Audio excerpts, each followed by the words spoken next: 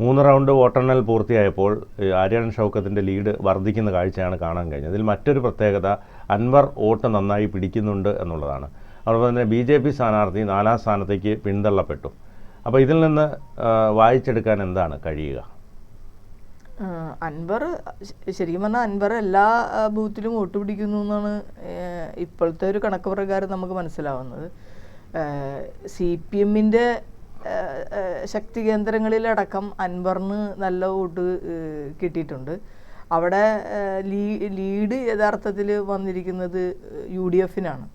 CPM പ്രതീക്ഷിച്ച സ്ഥലത്തു നിന്നൊക്കെ ലീഡ് പോകുന്നത് ആര്യാടനായിട്ട് മാറുന്നുണ്ട്. പക്ഷെ ആര്യാടൻ പ്രതീക്ഷിച്ചതും വേണ്ടത്ര 3ാം റൗണ്ടിൽ ആര്യാടന് കിട്ടുന്നില്ല എന്നുള്ളതാണ് നമുക്കിപ്പോൾ കാണുന്നത്.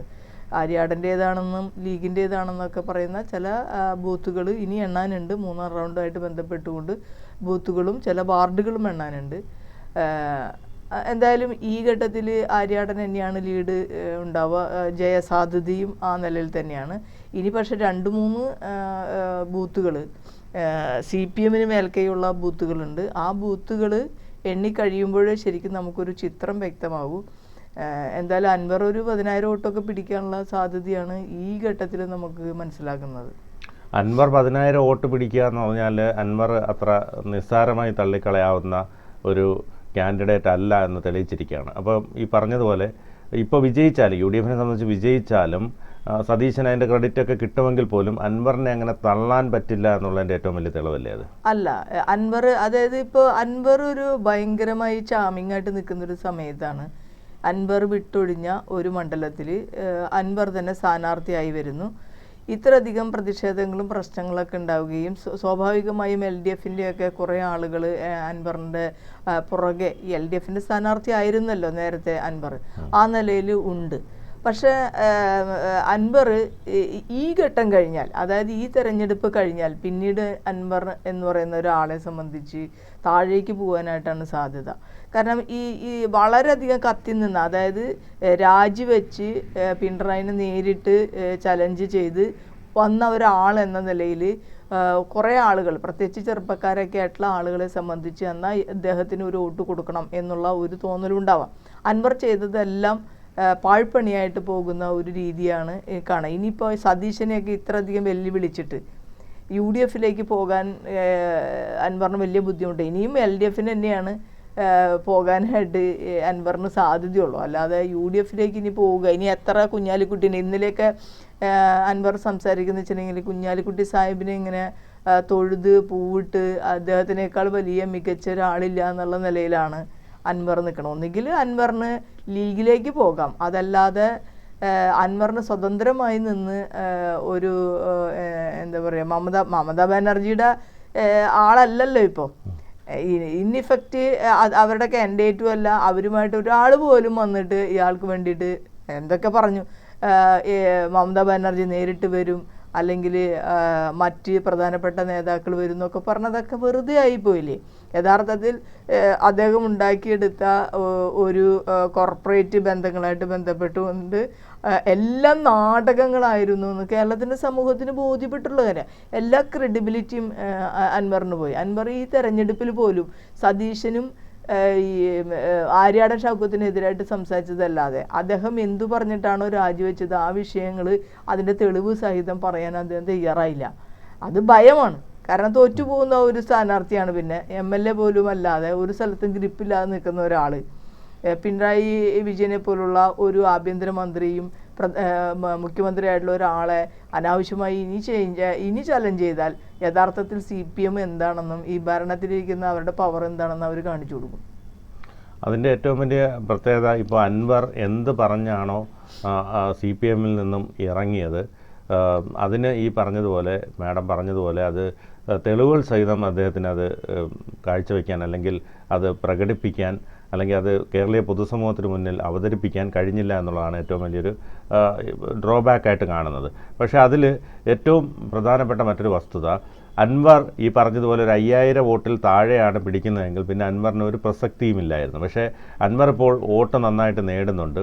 അതോടൊപ്പം തന്നെ ലീഗ് കടുത്ത മത്സരം കാഴ്ചവെച്ചു. അതായത് ലീഗ് അവരുടെ സ്ഥാനാർത്ഥിക്ക് വേണ്ടി പോലും ഇത്രയധികം അധ്വാനിച്ചിട്ടില്ല. കുഞ്ഞാലി സാഹിബൊക്കെ ഓരോ വീടുകൾ തോറും കയറി ഇറങ്ങി വിയർത്ത് കുളിച്ച് ഇറങ്ങുന്ന ഇതാണ് കണ്ടത്. 3000 വീടുകൾക്ക് മുകളിലൊക്കെ കയറി ഇറങ്ങി വോട്ട് ചോദിക്കുന്ന ഒരു പഞ്ചായത്ത് തെരഞ്ഞെടുപ്പിൽ എങ്ങനെയാണ് ഒരു സ്ഥാനാർത്ഥിയും പോകുന്നത് പോലെയായിരുന്നു കുഞ്ഞാലി സാഹിബൊക്കെ അധ്വാനിച്ചത്.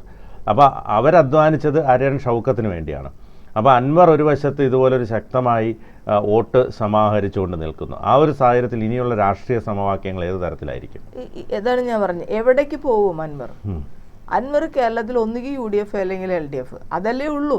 അതല്ലാതെ BJPക്ക് ഇവിടെ യാതൊരു BJPയിലേക്ക് അൻവർ പോയിട്ടൊരു കാര്യമില്ല. പക്ഷെ അൻവർ ചെയ്യുന്ന ചില കാര്യങ്ങളാണ്. അൻവർ വർഗീയമായും ജാതീയമായും അവരുടെ മുസ്ലിം സമുദായത്തിലെ തീവ്ര മുസ്ലിം വിഭാഗങ്ങളുമായും വലിയ ബന്ധം അൻവർ ഉണ്ടാക്കിയിട്ടുണ്ട്.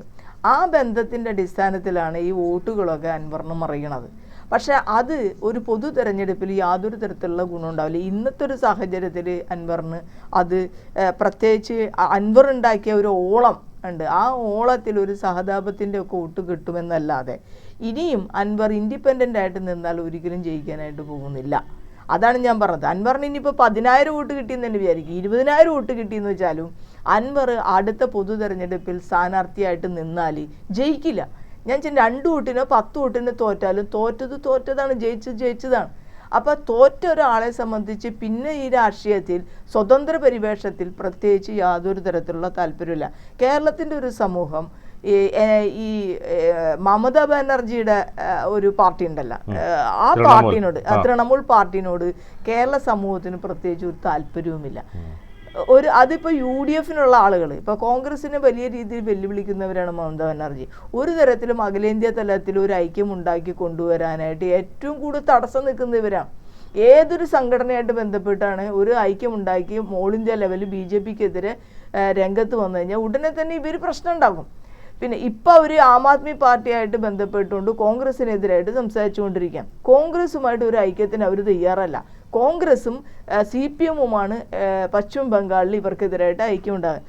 അത് ഒരു തികഞ്ഞ ഏകാധിപത്യ പ്രവർത്തനത്തിലാണ് മമതാ ബാനർജി ഏർപ്പെട്ടിരിക്കുന്നത്.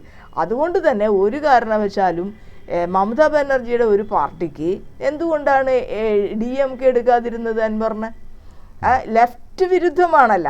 അതുകൊണ്ട് തന്നെ അതുമാത്രമല്ല, ഇദ്ദേഹത്തിൻ്റെ രാഷ്ട്രീയം തീവ്ര മുസ്ലിം രാഷ്ട്രീയമാണ്. അപ്പോൾ അത് ഉണ്ടാക്കുന്നത് തീവ്ര RSS രാഷ്ട്രീയവും തീവ്ര മുസ്ലിം രാഷ്ട്രീയവും എന്ന് പറയുന്നത് രണ്ടിനെയും സ്വീകരിക്കാൻ വളരെ പെട്ടെന്ന് സ്വീകരിക്കുന്ന ഒരു സമൂഹമേ അല്ല കേരളം. അപ്പോൾ അതുകൊണ്ട് അൻവറിന് ആ രാഷ്ട്രീയ കളിയിൽ അൻവറിന് വലിയ മെച്ചം ഉണ്ടാവുമെന്ന് എനിക്ക് തോന്നുന്നില്ല. എത്ര വോട്ട് അയാൾ പിടിച്ചാലും ജയിക്കില്ലല്ലോ. അതാണ് ഞാൻ കാണുന്ന ഒരു കാര്യം. അതുകൊണ്ട് അൻവറിന് രാഷ്ട്രീയമായി അപ്രസക്തമായി പറയുമ്പോൾ പറയാം എനിക്ക് 10,000 വോട്ട് കിട്ടി. അദ്ദേഹത്തിന് ക്ലെയിം എത്രയായിരുന്നു? 75,000 വോട്ട് കിട്ടുന്നു.